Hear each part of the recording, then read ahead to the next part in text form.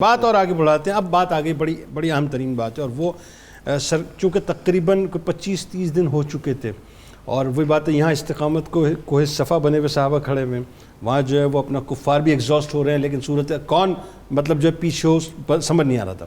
اب اتحادی فوجوں کی جو طاقت اور قوت تھی اس کو غیر مؤثر سرکار علیہ السلام نے کیا. وہ ایک بڑا خاص واقعہ ہے.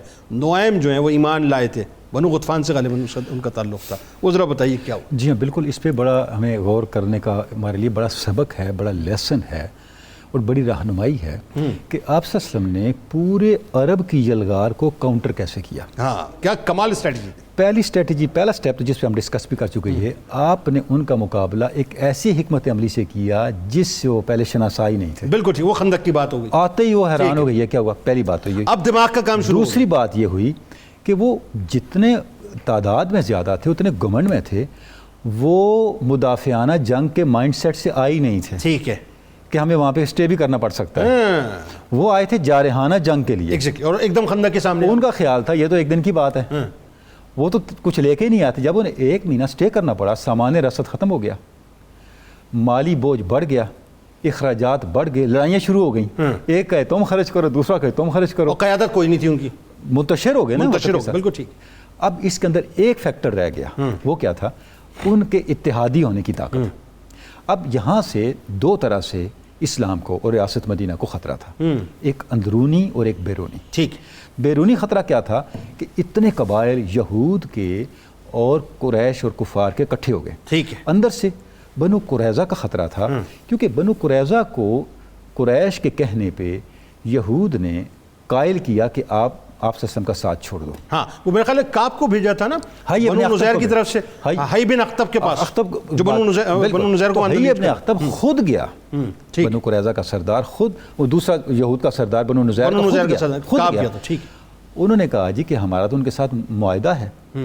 تو اس نے کہا کہ اتنی بڑی فورسز کے سامنے کب ٹھہر سکتے ہیں یہ. انہوں نے کہا پھر ہماری ایک شرط ہے کہ تم ہمارے ساتھ رہو. اس نے کہا کہ میں آپ کے ساتھ ہوں چاہے شکست ہو یا فتح ہو. کمٹمنٹ ہو گئی، جیسا کہ یہود کا طریقہ ہے عہد شکنی، وعدہ توڑ دینا. جب آپ صلی اللہ علیہ وسلم تک یہ بات پہنچی تو آپ صلی اللہ علیہ وسلم نے سعد ابن معاذ کو، سعد ابن عبادہ کو اور عبداللہ ابن رواحہ اور ایک چوتھے صحابی، 4 کا ڈیلیگیشن بھیجا بنو قریظہ کو سمجھانے کے لیے. اب دیکھیں اس میں ایک بڑی امپورٹنٹ بات ہے جو ہمیں بتانے کی ضرورت ہے. ہر سطح پہ وائلیشن اسلام کی طرف سے نہیں ہوئی. دیکھیں نا، جس وقت آپ خندق کھود رہے تھے آپ عبداللہ ابن رواحہ کے شعر پڑھتے تھے اور آخری شعر کو بار بار پڑھتے تھے، ان الاولا قد بغوا علینا ان اراد الفتنۃ ابینا. یہ لوگ ہیں جنہوں نے ہم پہ چڑھائی کی. اللہ اکبر. وہ فتنہ چاہتے ہیں اور ہم فتنہ دبانا اور ختم کرنا چاہتے ہیں. بنو قریظہ جو ہے وہ مدینے کے اندر موجود تھے، اندر موجود ہو گئے کہ باہر وہ موجود ہیں. جب وہ گئے تو اب جب اس ڈیلیگیشن نے ان سے بات کی تو بنو قریظہ نے کہا نہ ہمارا محمد صلی اللہ علیہ وسلم سے کوئی عہد ہے نہ کوئی معاہدہ ہے، سب توڑتے ہیں. ٹھیک. بات ہی ختم ہو گئی. اللہ. جب یہ بات ہوئی اب اللہ کی شان دیکھیں. بنو غطفان سے نعیم بن مسعود اشری مسلمان ہو چکے تو کسی کو پتہ نہیں تھا. اللہ نے مدد بھیجی. وہ آپ وسلم کے پاس آئے اور انہوں نے ایک جملہ کہا.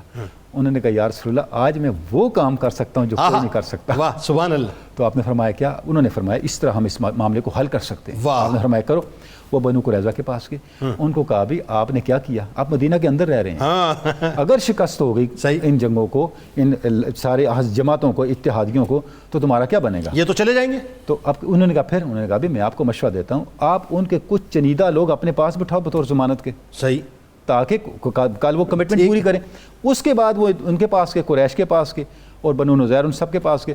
ان کو کہا بھی وہ تو آپ کو یرغمال بنانے کے چکر میں ہیں. وہ جو بندے دو جیسے انہوں نے کہا بنو قریظہ سے کہ آپ حملہ کریں تو بنو قریظہ نے کہا پہلے چند بندے ضمانتی بھیجیں. یہیں پہ وہ ٹوٹ گیا. ان کا جو اتحاد تھا وہ اس کا شکار ہو گیا، افتراق کا شکار ہو گیا. اس کے ساتھ ایک اور ڈیولپمنٹ یہ ہوئی کہ جو دوسرا قبیلہ تھا بنو غطفان کا، اس کو بھی توڑنا ضروری تھا. تو آپ صلی اللہ علیہ وسلم نے ان کے پاس میسج بھیجا اگر آپ لوگ ان اتحادیوں کا ساتھ چھوڑ دو تو جنگ ختم ہونے کے بعد جو مدینہ کی آمدن ہے اس کا 1/3 میں آپ کو دوں گا.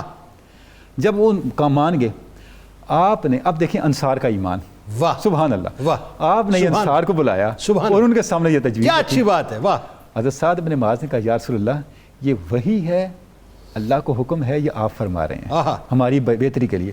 آپ نے فرمایا میں آپ کو بچانا چاہتا ہوں، آپ کو اذیت سے، تکلیف سے بچانے کے لیے میں اقدام کر رہا ہوں. انہوں نے فرمایا یا رسول اللہ جب ہم اکیلے تھے ہم نے کبھی ان کی بات نہیں مانی اللہ بغیر لڑے، آج ہمارے پاس ایمان ہے، ٹھیک، آج ہمارے پاس آپ ہیں، ٹھیک، آج ہمارے ساتھ اللہ ہے، ٹھیک، ہم کیسے مان لیں؟ ٹھیک، آپ نے فرمایا ٹھیک، آپ نے حضرت سعد بن معاذ وہ معاہدہ لیا، کیا ضائع بات، کر کیا بات، لیکن ایک فائدہ ہوا، ہاں فائدہ کیا ہوا، پورے اتحادیوں میں یہ بات پھیل گئی ہاں، کہ بنو غطفان نے اتحاد ایسے ہی، اور پھر اس کے بعد ظاہر ہے ان کے وہ ڈی مورلائز ہو گئے، صاف ظاہر ہے پھر سب سے پہلے حضرت ابو سفیان رضی اللہ تعالیٰ عنہ ظاہر ہے وہ قیادت کر رہے تھے، سب ایمان نہیں لائے تھے، آٹومیٹکلی سب سے پہلے وہ جتنا ان کا مورال تھا ہاں، وہ ختم ہو گیا، demoralize پھر سردی کا جو عالم تھا، ٹھیک، جتنی سخت حالات تھے، ٹھیک، پھر جو ابھی آیا مبارکہ شروع میں پڑھی جی، پروفیسر صاحب نے وَأَنزَلَ اللَّهُ جُنُودًا لَمْ تَرَوْهَا، پھر اللہ نے وہ لشکر بھیجے، اللہ نے آندھی بھیجی، نتیجہ کیا نکلا، ان کے خیمے الٹ کے سب کچھ چولہے بجھ گئے، جب صبح مسلمان گئے دیکھا تو سارا میدان خالی ہے۔